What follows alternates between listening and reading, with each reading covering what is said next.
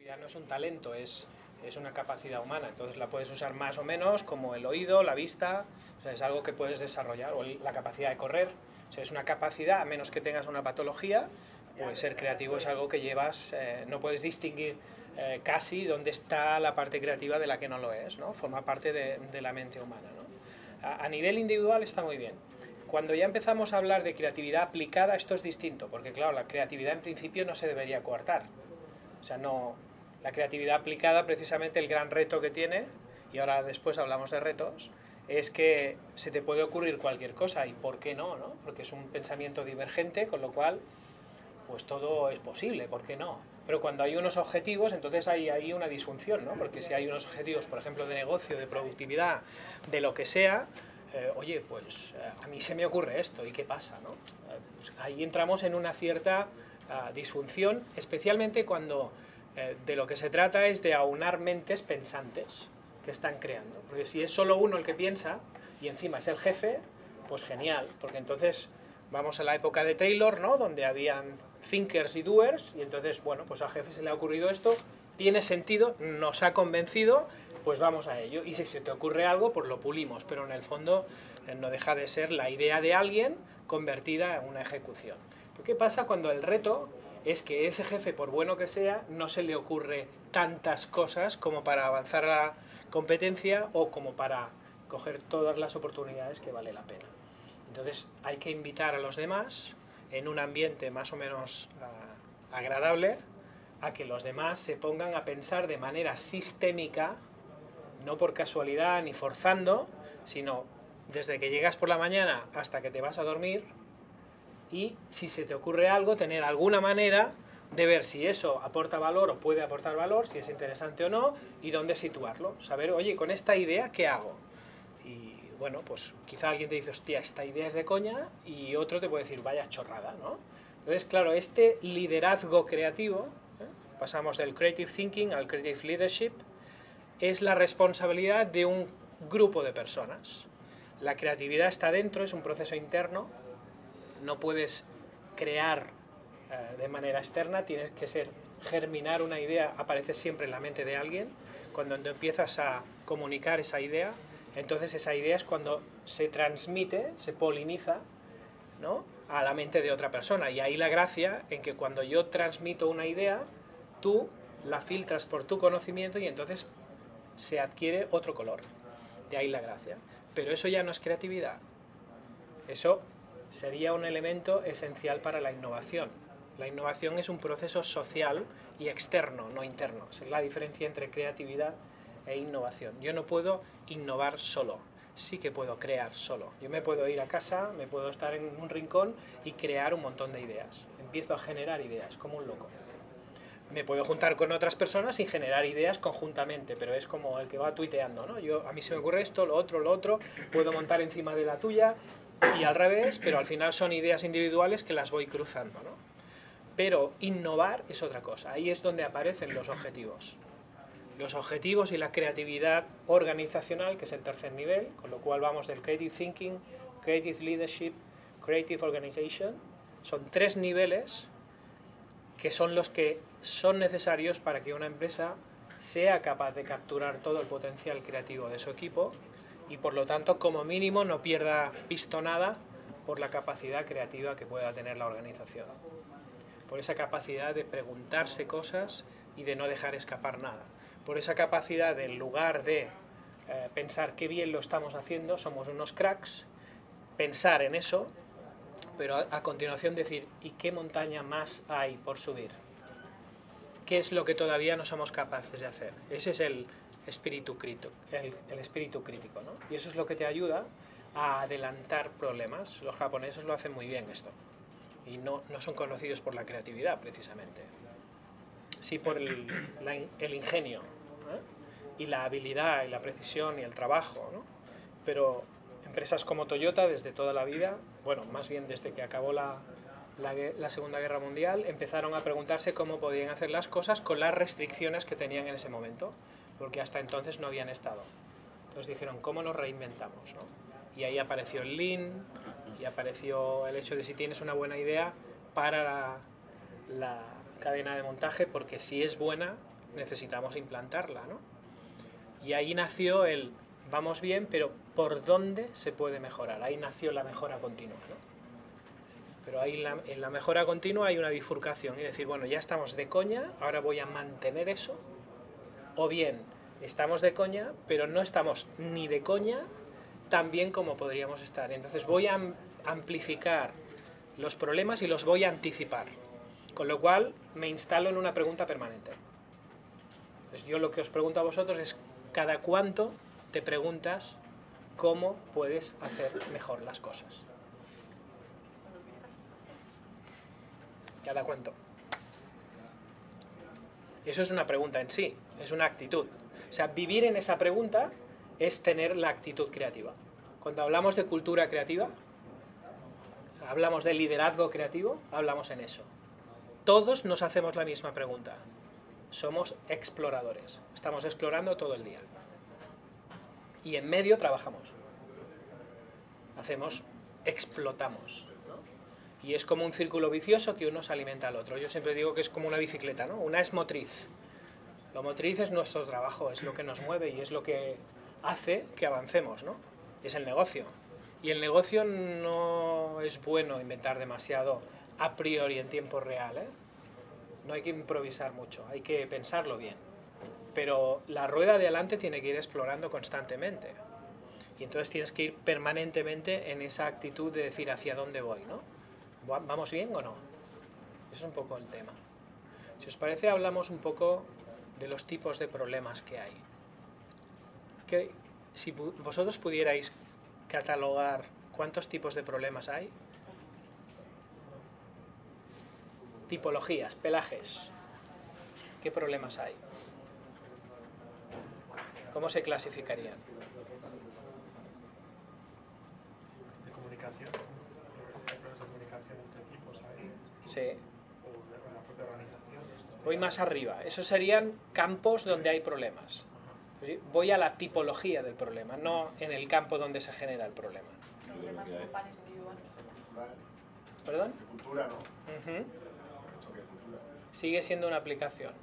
Yo creo que son conocidos y no conocidos. Por ahí vamos ya, ¿eh? O sea, problemas conocidos, no conocidos. Intentemos explorar por ahí. O sea, ¿qué tipología, qué pelaje tienen los problemas? Porque pueden haber problemas conocidos y desconocidos en cultura, en comunicación, en tecnología, en todas partes. Un poco para que veamos la diferencia entre una cosa y la otra, ¿eh? O sea, por ahí vamos bien en el sentido de, bueno, hay problemas que yo ya me ha pasado alguna vez, con lo cual ya tengo una cierta habilidad, y hay otros que son totalmente desconocidos. Eso es una buena clasificación. Hay más. No las veremos todas, pero alguna estaría bien. Problemas que pueda resolver yo. Bien. Problemas que no. Perfecto.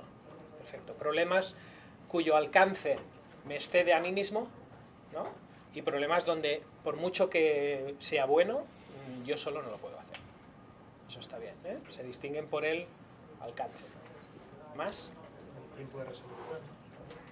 Por el que está quizá vinculado, ¿no? Es un poco el decir, bueno, hay problemas que, aunque sean muy complicados, pues se pueden resolver rápido, es un sí o un no, por ejemplo, ¿no? Y hay problemas donde, por mucho que quieras, tienes todo un tiempo por hacer. ¿Más? Pensar que se nos paga, y hablo del cliente, no hablo de la compañía, ¿eh? Se nos paga por resolver problemas, aunque no sean en sí mismos problemas dramáticos, ¿no? O sea, el problema de yo no estoy suficientemente informado o la información que recibo no es la que a mí me gustaría, es uno de los problemas que vosotros estáis tratando de cubrir, ¿no? Problema o una necesidad, pero alguien está dispuesto a pagar por ello, de una forma directa o indirecta, pero es por un valor que tú estás haciendo algo. Y valor significa que es algo que llena alguna necesidad o resuelve algún problema.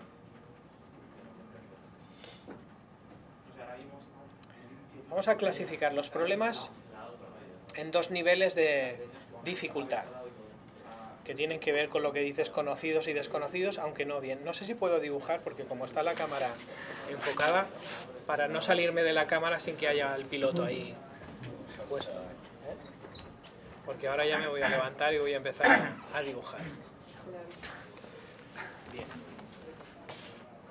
Si hacemos un dificultómetro, y aquí ponemos casi imposible, y aquí posible, y aquí ponemos dificultad, nivel, nivel de dificultad, podemos dividir esto en varias partes, ¿no? La mitad podría separarse de dos maneras distintas. Hay problemas complicados y hay problemas complejos. ¿Sí? ¿Qué es un problema complicado? Y un ejemplo. ¿Es lo mismo? ¿En qué se diferencia un problema complicado de uno complejo? Complicado sería posible, pero te puede llevar más o menos tiempo.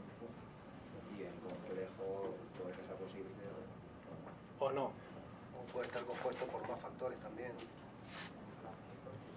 Yo os daré alguna de estas herramientas que decíais. Hay muchas maneras de ver las cosas. Yo os explico cómo lo distribuyo yo. O sea, nosotros entendemos, en Inusual entendemos, los problemas complicados son aquellos cuya solución es única. Es una ecuación, es un algoritmo. En tecnología pasa mucho, ¿no? Es decir, en economía también. O cuadras caja o no cuadras caja. O sea, al final hay un resultado. Te ha salido, lo has acertado. Es algo como muy sota, caballo y rey, ¿no? Y además tiene otra particularidad. Es reproducible. Es un problema reproducible. De hecho, en debugging, por ejemplo, en tecnología lo hacemos, ¿no? Es decir, bueno, dice que no le va el no sé qué. Entonces, lo primero que intentas hacer es reproducir ese problema para tú analizarlo. O sea, estás creando las circunstancias igual que ese usuario concreto, ¿no? Bien. Dos elementos, ¿eh? Uno, tiene una única solución. Dos, es reproducible. Por ejemplo, hacer un coche es complicado. ¿Sí? No es complejo. ¿Qué es complejo? Que nosotros hagamos un coche. ¿Cómo? Que nosotros hagamos un coche. Que vosotros hagáis un coche. Tiene su... Dependiendo de qué tipo de coche, cuánto vas a tardar en hacerlo, todo es muy relativo. Ya nos dedicamos al negocio. Pero del coche. fijaros aquí, para poner ingredientes, ¿no? Algo complejo es algo que no tiene una única solución, a diferencia de este. O sea, tiene varias soluciones o multitud de ellas. No sabes cuál es la correcta. Hay muchas maneras de resolver ese problema. Y además, no es reproducible. No se puede repetir.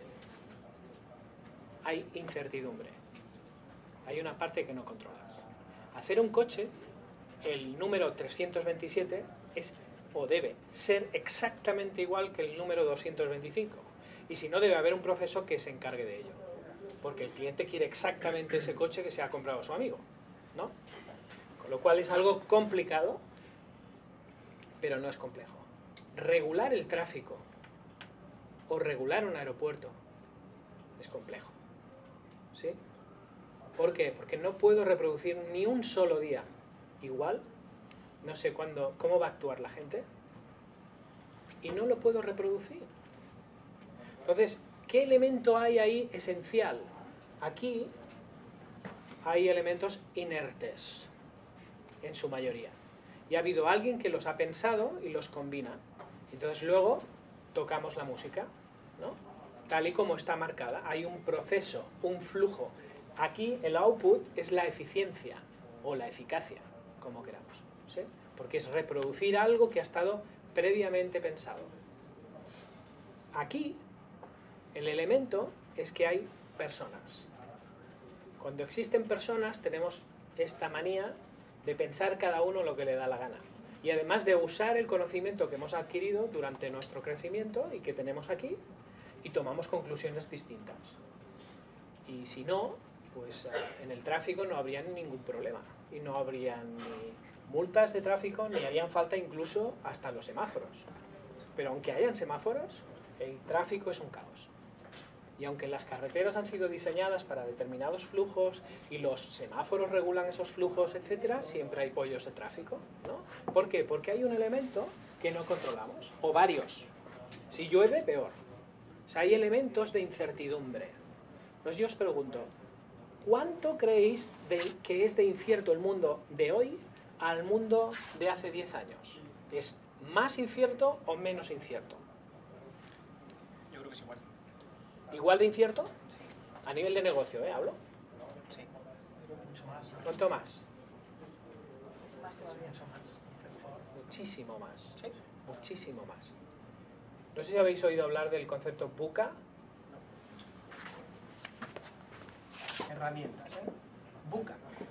Esto es volatilidad, incertidumbre, uncertain en inglés, complejidad, ambigüedad. VUCA es un acrónimo militar que se usa desde la guerra de Estados Unidos en el Golfo Pérsico. Y más adelante, sobre todo más adelante. Los militares llegaron a acuñarlo, porque venían los militares y decían, bueno, nosotros vamos a hacer la guerra como siempre, ¿no? Entonces, pop, pop, pop. Y la guerra tenía una serie de normas de juego más o menos establecidas, porque el ser humano ha estado en guerra desde que apareció en este mundo, ¿no?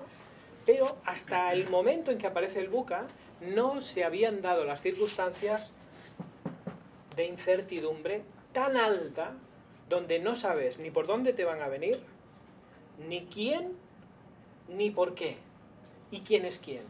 O sea, todo es volátil, es incierto, es complejo y es ambiguo. Pues fijaros, ha llegado el punto donde VUCA se usa más hoy en día en las escuelas de negocio que en las escuelas militares. En las escuelas militares ya lo tienen absolutamente... y hay unidades militares que fueron formadas especialmente para entornos VUCA. Entornos hostiles, entornos totalmente inciertos e imprevisibles. Con lo cual, imaginaros lo que es la diferencia de management entre lo que sería un comando militar que sigue unas instrucciones bien concretas, reproducir el ataque tal y como lo hemos pensado, a ¿qué tienes que hacer aquí?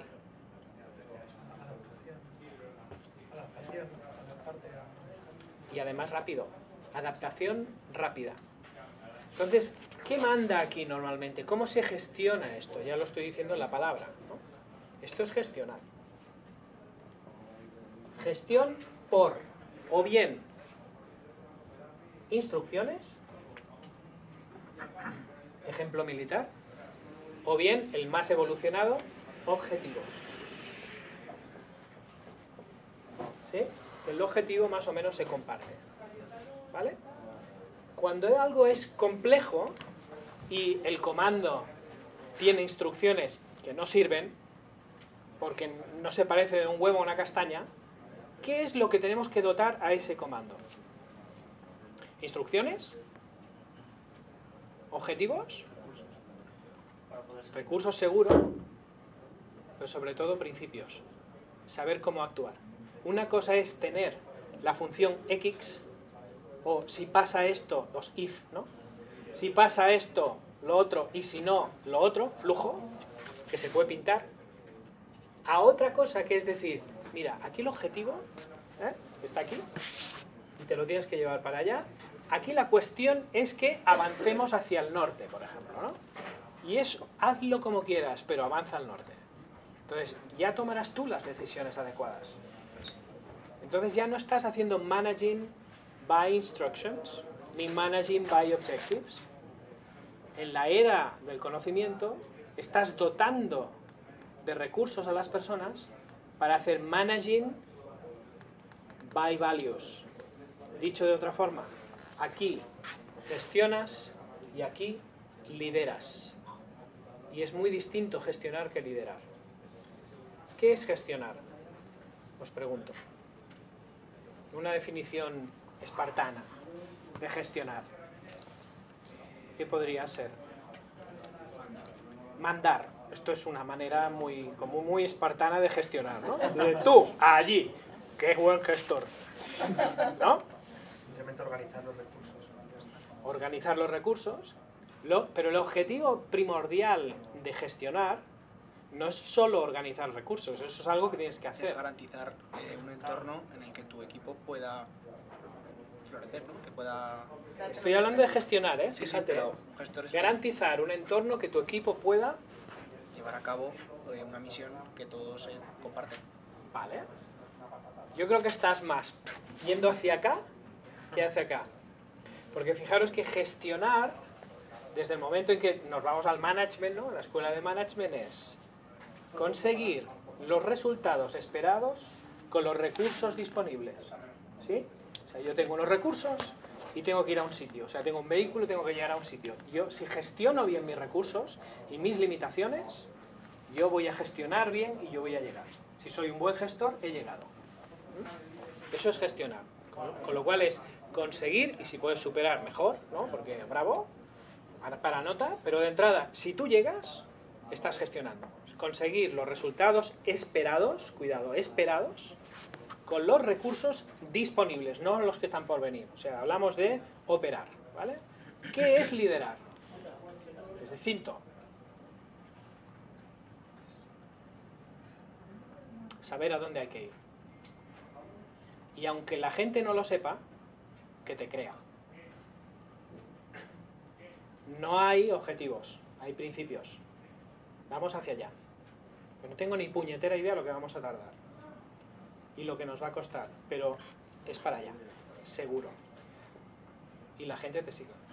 O la gente, no hay nadie que despunte, hay un liderazgo compartido y decir, no, vamos para allá, seguro. Hay unos valores compartidos, unas creencias compartidas, hay una visión, palabra clave, visión compartida, del día a día, ¿eh?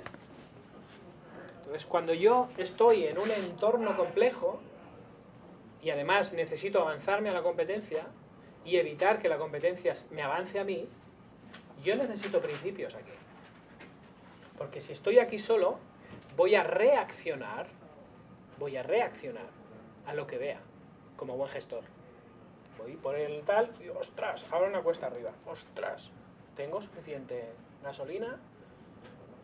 Me miro el mapa antes, etcétera, ¿no? Entonces aparece un nuevo esquema, una nueva variable. Vamos a poner aquí, abajo, cómo yo actúo ante el tiempo, ¿vale? Entonces yo aquí reacciono, o reaccionamos, y aquí me anticipo. ¿Sí? O sea, yo me sale, ¿no? Esto de aquí, lo de buca lo voy a quitar para que no moleste. Aquí hago la matriz, con lo cual tenemos 4 tipos de problemas que vamos a hablar hoy y cómo abordarlos cada uno de ellos, ¿no? Pero si yo tengo aquí aquello que es más o menos posible, que está dentro de lo complicado pero se puede hacer, y puedo irme a lo complejo y puedo de tanto en tanto irme a ese terreno, ¿no? Y necesito hacia acá, necesito un poco más de libertad, más de principios que más de instrucciones. Aquí no voy a estar yo siempre, o sea, el jefe no te está ayudando constantemente, sino que te está de alguna manera inspirando o enfocando hacia dónde tienes que ir y luego ya me darás cuentas, ¿vale? Cuando vamos para acá, yo veo que realmente cuando estoy aquí estoy reaccionando a algo que me está sucediendo ahora, que me está pasando, o bien que me puede pasar. Y esto, el día a día está lleno. Cuando estamos aquí en algo complicado, por ejemplo, un cierre, ¿no? Aquello de que pasa siempre a última hora, ¿no? Hay un montón de cosas que pasan siempre a última hora. Entonces, no solo resolvemos esto de aquí, que es un problema complicado pero realizable, y yo reacciono rápidamente porque tengo recursos, soy un profesional y para eso me han dado recursos fuera y mi experiencia la pongo aquí, y para eso nos pagan, ¿no? Para estar resolviendo ahí al pie del cañón, en la trinchera, sino que también digo, hombre, ¿esto nos puede volver a pasar o no? Y entonces digo, sí, porque cada vez que intentamos hacer esto o lo que sea, siempre hay algo que falla. Falta el titular, falta la foto, falta la revisión, falta el no sé qué, siempre pasa. Entonces, vamos a poner remedio. Y entonces yo en este nivel de gestionar lo complicado, cojo y digo, calla, que voy a poner aquí, estoy pensando, voy a poner aquí remedio para que cada vez que pase esto ahora ya no nos pase, ¿vale? Y esto también es trabajo nuestro. También forma parte de nuestro rendimiento. Pero ¿creéis que en esto ¿El confidencial se puede distinguir en el mercado? ¿Hay margen de maniobra aquí para ser el que es más excelente operativamente? No. Todos trabajamos aquí. Esto se le supone, es como la calidad. O sea, si haces un coche y no tiene la calidad, pues mejor te vas. Porque esto tienes que hacerlo sí o sí. Y el día a día es suplir los defectos y las carencias que tenemos aquí. Pero para aquí no estamos usando para nada la creatividad, a menos que sea en un pequeño porcentaje. Ahora bien, ¿qué pasa cuando hay algo que yo tengo que reaccionar y la solución no es solo poner el titular, o la foto correcta, o la que no esté pixelada, sino que tengo que poner aquí algo donde no es una cosa tan concreta y una sola, sino que tengo que conseguir, por ejemplo, más followers o más influyentes que me recomienden. Esto no solo se hace de una vez, hay muchas maneras de conseguirlo, ¿no? Y además no se hace sota, caballo y rey, ¿no? Todos estos objetivos que son más difusos, que son reales como la vida misma, pero no se pueden coger con la misma tangibilidad de aquí, cuando yo los tengo aquí, tengo que usar la imaginación para hacer esto, tengo que usar la creatividad, y para esto también nos pagan. Y en esto nos tenemos que enfocar también. De hecho, aquí deberíamos tener también objetivos, porque aquí los tenemos, ¿eh? Llegar a tiempo es un objetivo, ¿eh? Y evitar ser eficiente, evitar que se reproduzcan los problemas y aprender. O sea, decir, hombre, pero es que, joder, si siempre te pasa lo mismo. Hombre, se espera que un profesional, cuando ya has fallado 2 o 3 veces, al final ponga remedio, ¿no? Hombre, ¿qué menos? Pues si no, siempre le va a pasar igual, ¿no? Pero cuando estás aquí, también deberíamos tener algún objetivo que otro. Pero hay, amigo, ¿qué pasa cuando además de estar preparado para lo imprevisto, como los comandos BUCA, ¿no? Que tienen que entrar en batalla y lo único que llevan son principios básicos que comparten una visión, además tienen que pensar en el futuro? ¿Qué pasa ahí? Ahí es donde vamos a hablar hoy. Esto de aquí es el espacio donde yo me puedo distinguir como organización. Esa es la zona. Porque yo aquí puedo tener más o menos recursos y puedo ser muy ágil. Reaccionar de manera ágil está sobre todo aquí. Pero esto, además de ser ágil, que lo es seguro, porque esto es lo imprevisto, con lo cual tengo que tener un montón de recursos y saberlos usar, improvisar como un buen músico de jazz, ¿no? Saber improvisar, porque tengo dominio. Yo además aquí tengo que pensar. Y no sé que no puedo predecir el futuro, pero sí que puedo estar haciendo hipótesis y adelantar problemas. O sea, puedo ir mucho más allá. Cuando yo tengo que subir al Everest y tengo solo una oportunidad, ¿cuántas hipótesis hago? No solo digo, no, seguro mañana hace buen tiempo fijo. No, tienes una oportunidad. El tema es que muchas veces subimos al Everest pero no lo sabemos, que es tan crítico y que no va a haber otro tren para tomar aquello. Entonces, esto es realmente nuestro capital diferencial. Aquí es donde realmente nos podemos distinguir de los demás. Hola, ¿qué tal? Muy bien, ahora he llegado a la mitad, ahora yo no sé cómo recopilar. No te preocupes, que te lo porque explique. yo soy rápido. ¿Sí? Opiniones sobre esto, va. Y así, mientras, hacemos un poco de recap. ¿Qué os parece esto? O sea, hay como 4 tipos de problemas, donde hay problemas complicados, reproducibles, problemas que son de alguna manera tendientes a una única solución, y problemas complejos donde la solución es diversa, incierta y además son irreproducibles. Como los por si acaso de la maleta, ¿no? Claro, claro. Esto es lo que cuando los padres esperan en la criatura y estás que te faltan días, llevar la canastilla en el maletero, por lo que pueda pasar, ¿no? Pero ahí, en ese caso, también tendrías que aplicar algo de la gestión de abajo. Seguro. Que, por ejemplo, de la maleta, yo al final tengo unos recursos limitados. Sí. O en el tiempo, o con Sí. personal. En la gestión Claro, siempre tienes recursos yo puedo limitados. meter por si acaso ahí, pero hasta cierto límite. Claro. No puedo hacer infinito. Es que tener recursos no es tener recursos infinitos. Los recursos son limitados siempre, siempre. Pero aquí estamos en los recursos humanos y aquí estamos en los humanos con recursos. Yo aquí uso lo que sé para lo inesperado. Y reacciono en el día a día. Y cuidado, aquí es donde meto goles, ¿eh? Aquí es donde hago la estrategia o la cultura. Pero donde meto los goles es aquí. Esto no, o sea, si ahora nos enfocamos aquí solo, la fastidiamos, ¿eh?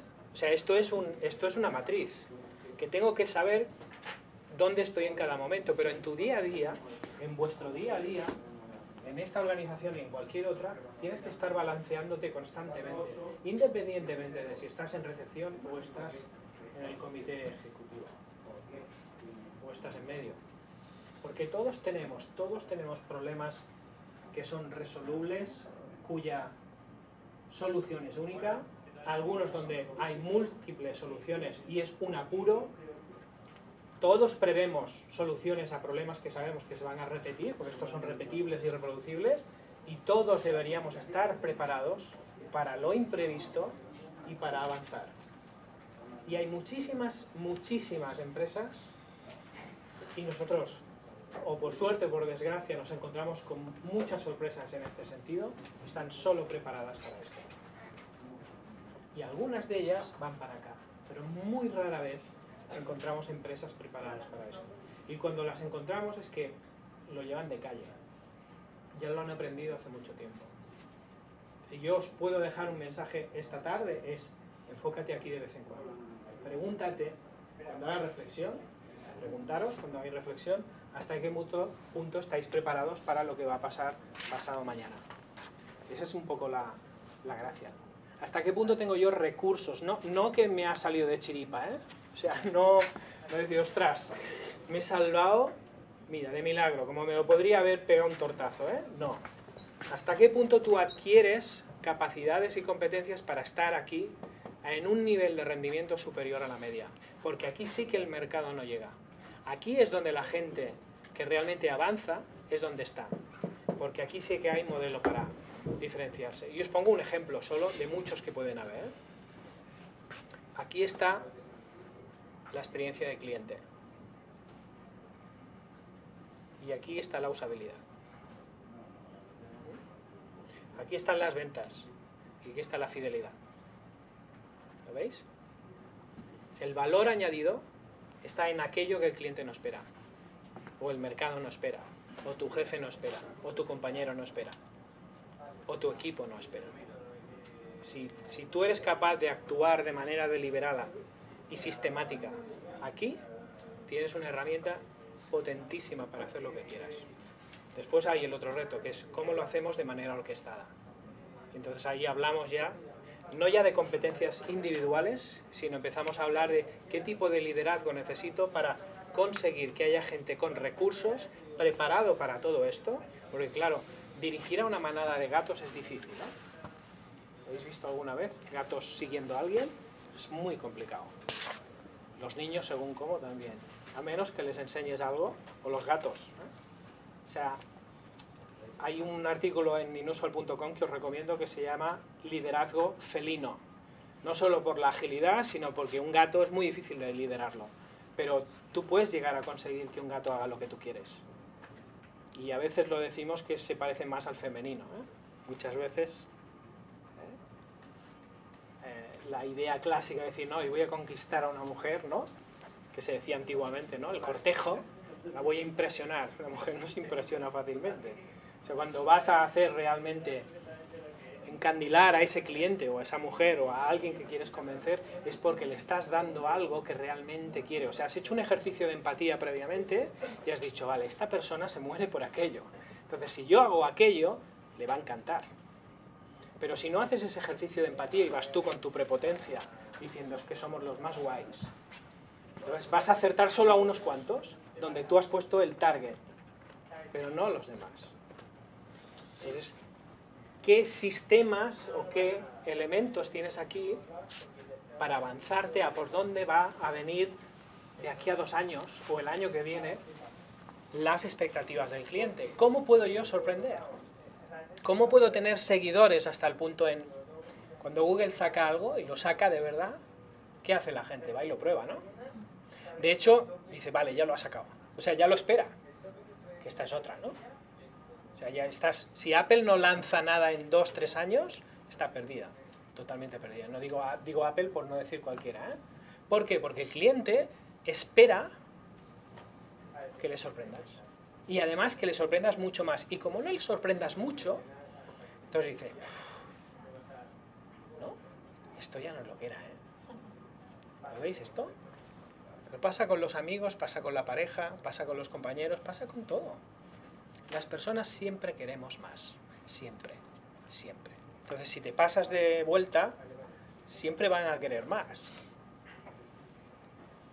Y la publicidad siempre ofrece más. Entonces, claro, está todo al revés, el mundo es al revés. Ahora hoy en día no hay que hacer publicidad prometiendo nada, hay que bajar las expectativas y luego sorprender con hechos. Y la gente es cuando te va a seguir, porque está esperando que tú hagas algo porque sabe que en algo es distinto. ¿Conocéis a Simon Sinek? ¿Cuántos de aquí habéis visto el vídeo de Simon Sinek? ¿Solo vosotros dos? Yo creo que es algo importante que tendríais que saber. Simon Sinek es alguien que os recomiendo que podáis verlo. Si lo buscáis en Google hay un montón, ¿eh? Habla de... es un antropólogo y habla de liderazgo. Y él tiene una cosa que le llama el Golden Circle, que es... me cargo esto, ¿eh? Un poquito. Que luego igual nos referimos. Donde dice, os recomiendo un vídeo donde se oye muy mal, pero creo que es del 2009.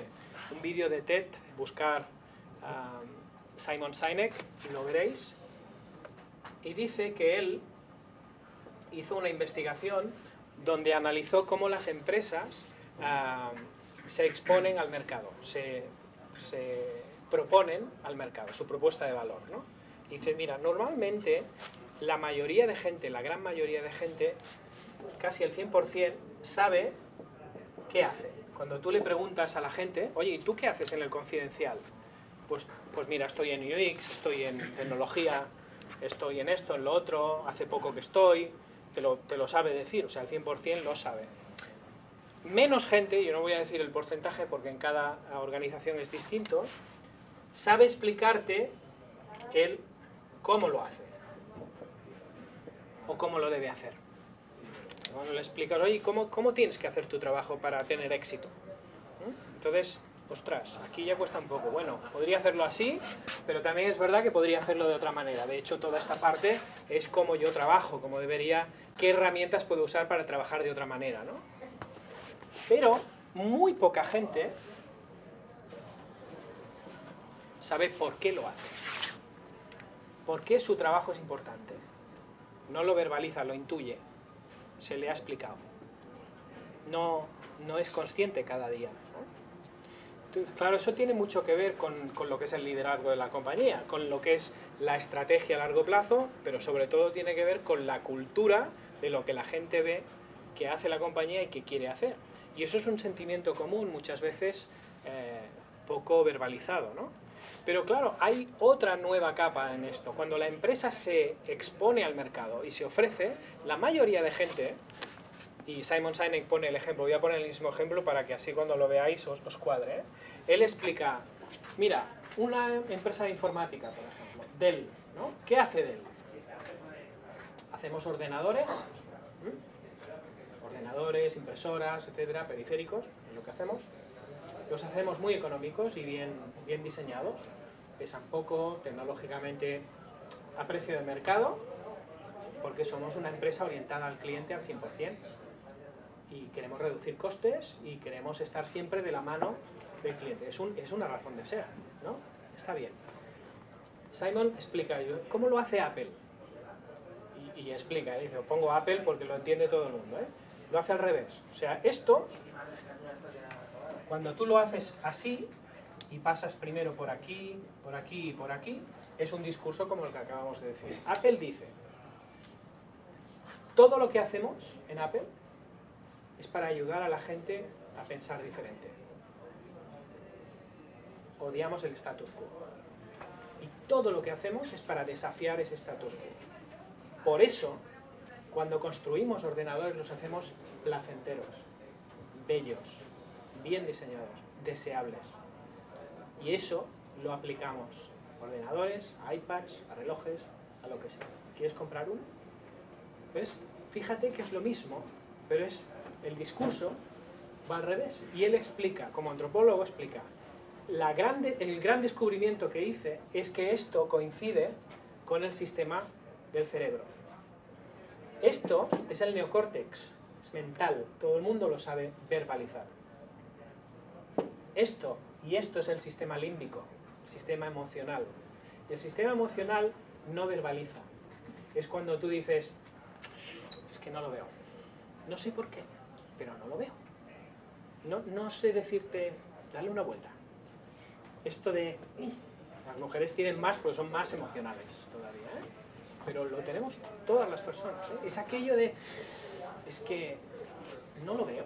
Entonces, claro, este no lo veo es que hay algo dentro de ti que te está diciendo, esto no es así. Entonces, cuando tú utilizas de dentro a afuera, es que estás poniendo una visión, porque estábamos aquí, ¿no?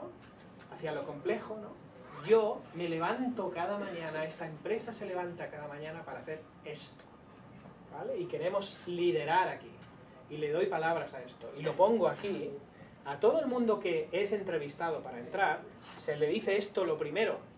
Es más, antes de hacerle el sourcing, de decir, esta persona me interesa para hablar con ella, ya lo contrastas con esto. Esto lo hacemos en inusual. Si no es un inusual, no entra. Literalmente no entra. Tenemos 1100 personas de momento. Pero no entra. ¿Por qué? Porque nos va a dar problemas.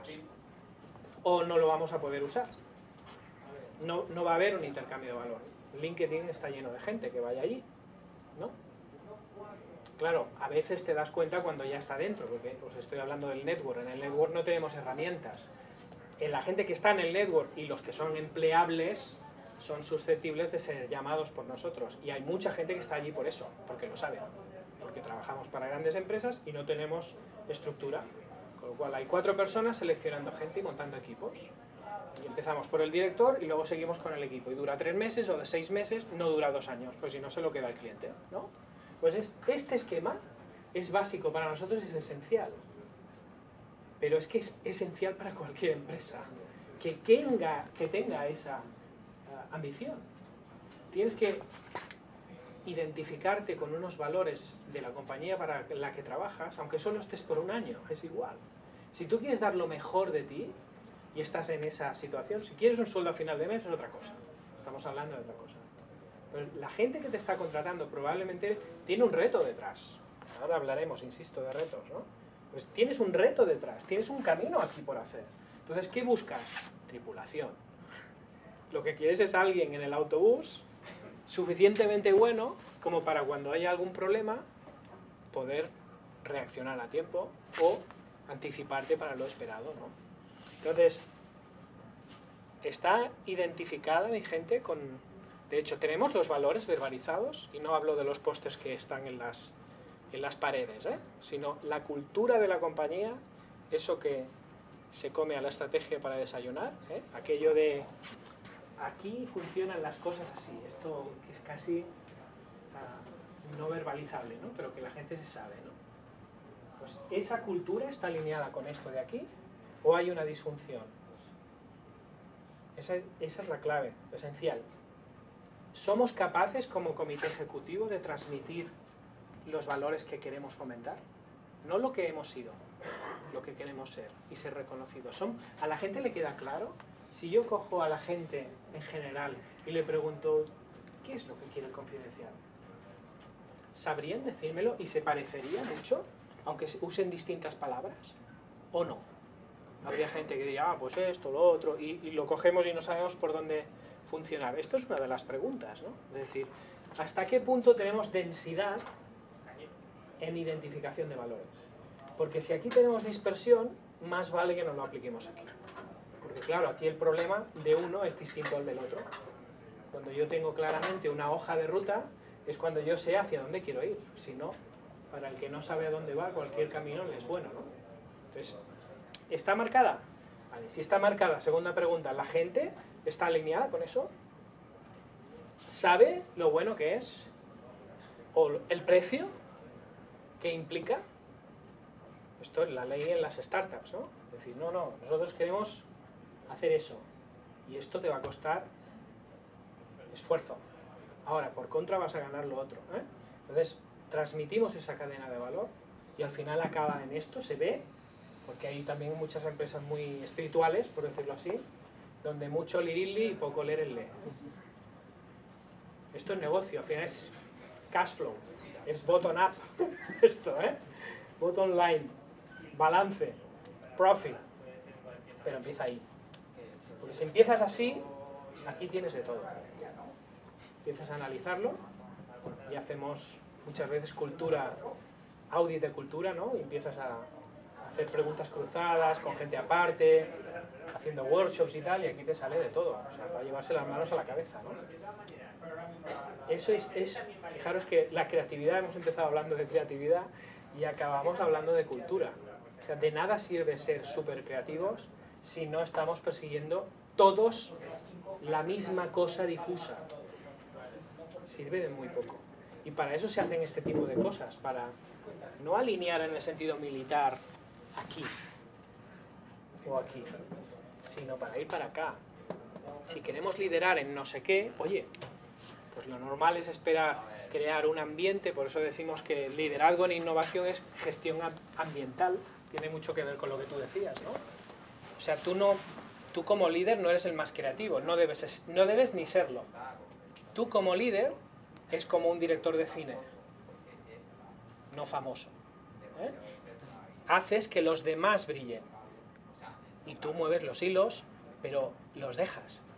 O sea, esa es la gracia. La gracia del liderazgo en innovación no es que el líder es el más visible, es el menos visible, y los visibles es la gente que está haciendo el día a día. Esa es la gracia. Y eso es un cambio sustancial. Y depende de qué organizaciones tienen que hacer un paso más allá porque su liderazgo no lo ha entendido o simplemente no se ha dado cuenta. Hay veces que pasa eso, que la gente no lo sabe, que para sacar el máximo potencial, igual que el único que te puede ayudar a ser mejor que la competencia es el cliente, no tú, por muy bien que lo hagas, hoy en día, a menos que tú le des chicha al cliente para que hable de ti y que te recomiende y esté aquí y te digas que estoy enamorado de esta gente, me encanta esta gente porque ve la vida como yo y me ahorra mucho tiempo porque siguiéndoles a ellos tengo bastante, esto es genial, esto es lo mejor que hay. Pero eso es lo que tienes que conseguir para que sea el cliente el que te está recomendando. La única manera de crecer hoy en día es vía fidelización, de manera incremental. O sea, no teniendo que captar constantemente cada año, cuando cierras, volver a hacer el presupuesto, ¿no? Me engañarás la primera vez, pero la segunda no, ¿no? Entonces lanzamos cosas donde vendemos, pero luego ya no repite, ¿no? Pues eso es el esquema. Es un negocio de cartera y el vuestro es así. O sea, tenéis que conseguir adictos, no compradores. Aunque sea el propio cliente, que sea el anunciante, ¿no? Opiniones. Ya he hablado mucho. ¿Qué os parece? ¿Cuánto de difícil es eso? ¿Eh? ¿Muy difícil? ¿Pero está dentro de este cuadro? ¿O está afuera? No, está dentro. Está dentro. Yo Estamos aquí. creo que estás hablando de nivel de incertidumbre, donde sí que se puede aplicar, y la otra es, o sea, lo ideal sería que en esa parte de arriba a la derecha pudieras replicar un entorno en el cual te puedas entrenar de alguna manera, porque estamos hablando todo el rato de visión. Entonces, eso es lo que es muy complicado. Claro. O sea, tener las herramientas, poder reproducir el entorno es muy complicado. Más que reproducir el entorno, No, bueno, prepararte. claro. No sé si conocéis a Kotter. John Kotter, ¿lo conocéis? ¿Habéis leído algo de Kotter? O sea, Kotter tenéis que leerlo. No, este no es opción, ¿eh? Este señor... Lo que no sé si te va a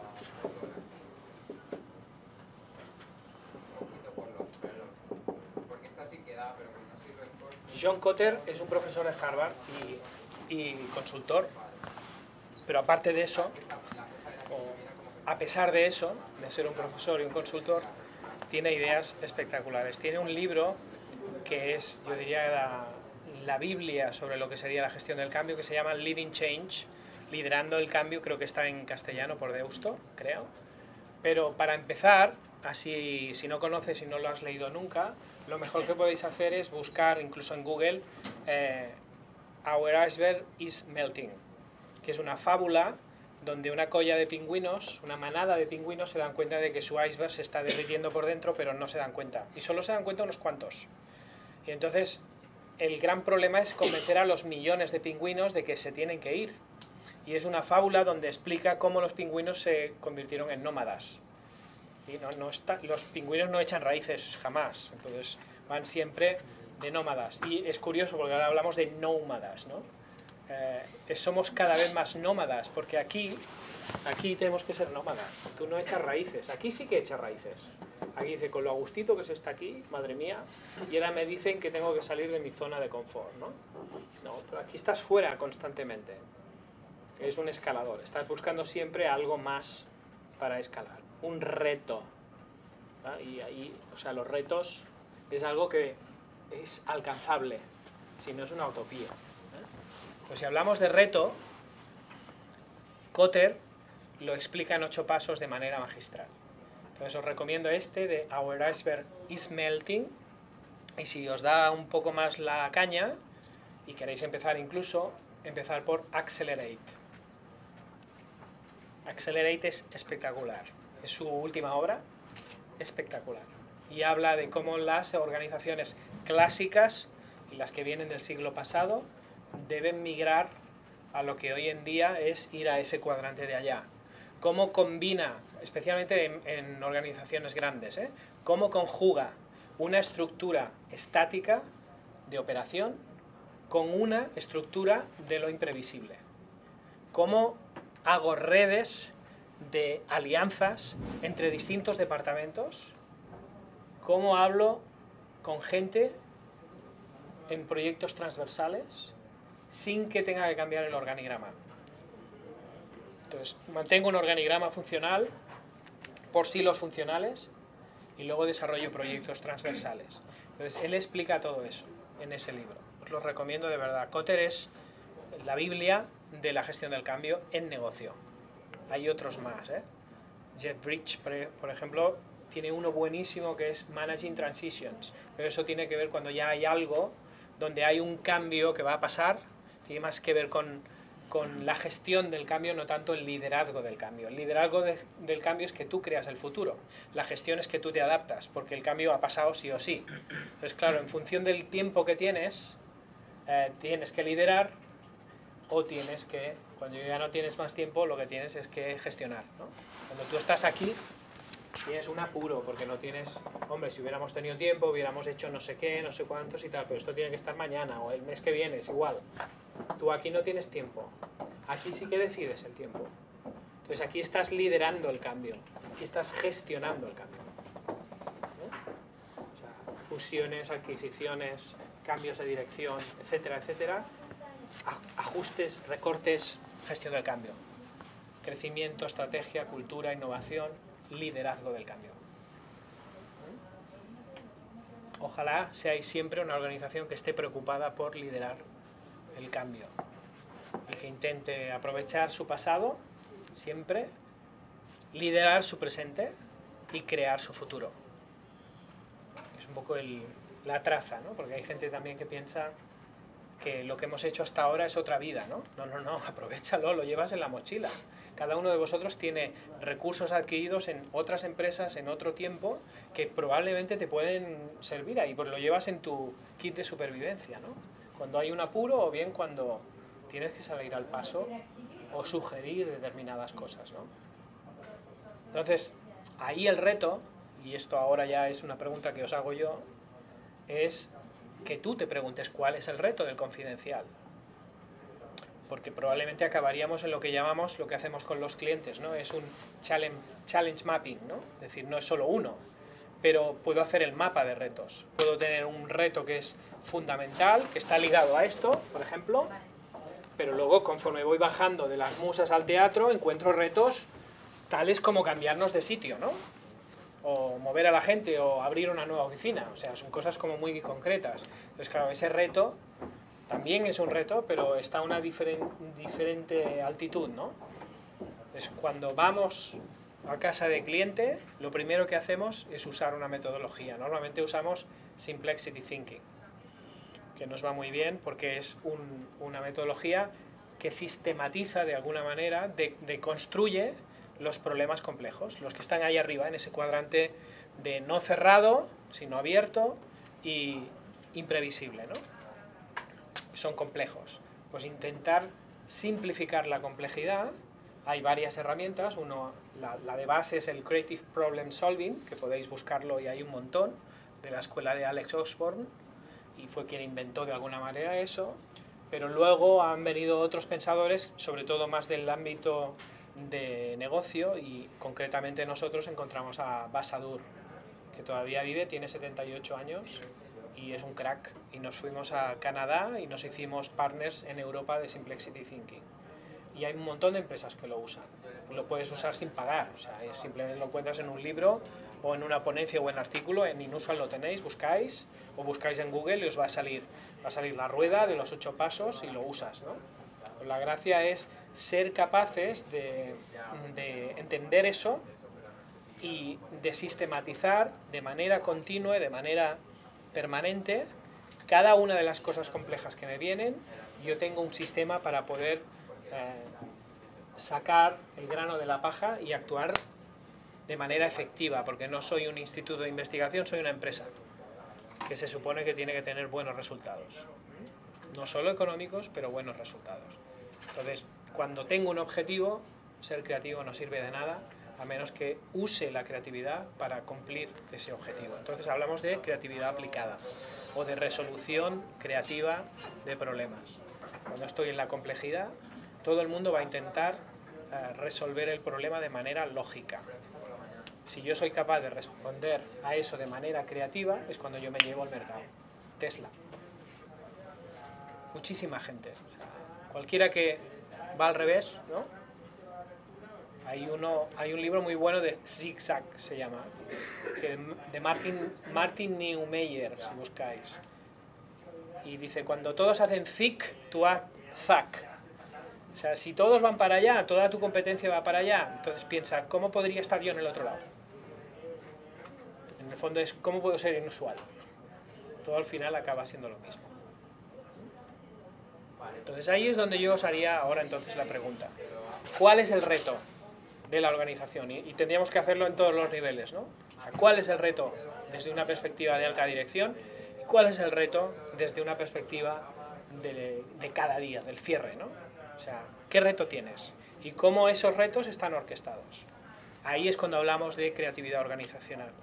Cuando hay personas creativas que son conscientes de que tienen que usar la creatividad en su trabajo y no dejarla en casa con el hobby, ¿eh? Porque todos lo somos, ¿eh? Y cuanto menos creativos sean en el trabajo, más cosas chulas haces en casa. Esto es así. Gente aburrida en casa son una pasada. Tienen hobbies, tienen de todo. Gente que se lo pasa bien en el trabajo, en casa lo que quiere es descansar, ¿no? Entonces, Creative Thinking, ¿cómo un líder o un jefe de equipo o un responsable es capaz de no ser el más brillante, sino hacer que todos sean lo más brillantes posible y tener la humildad suficiente como para dejar que jueguen los demás, aunque puedas brillar tú, y si alguna vez puedes brillar, perfecto, pero siempre hay la solitud del líder. O sea, un líder tiene que estar dispuesto a estar solo, porque si no, no lo lleva bien. Entonces no puedes ser líder. Tienes que estar siempre pensando en los demás, no puedes estar pensando en ti, si no, no eres un líder, ¿no? Y cómo ese conjunto de líderes y ese equipo pueden estar orquestados desde un punto de vista organizacional, donde cada departamento o cada función o cada proyecto está alineado con la visión de la compañía y con el bottom line del balance.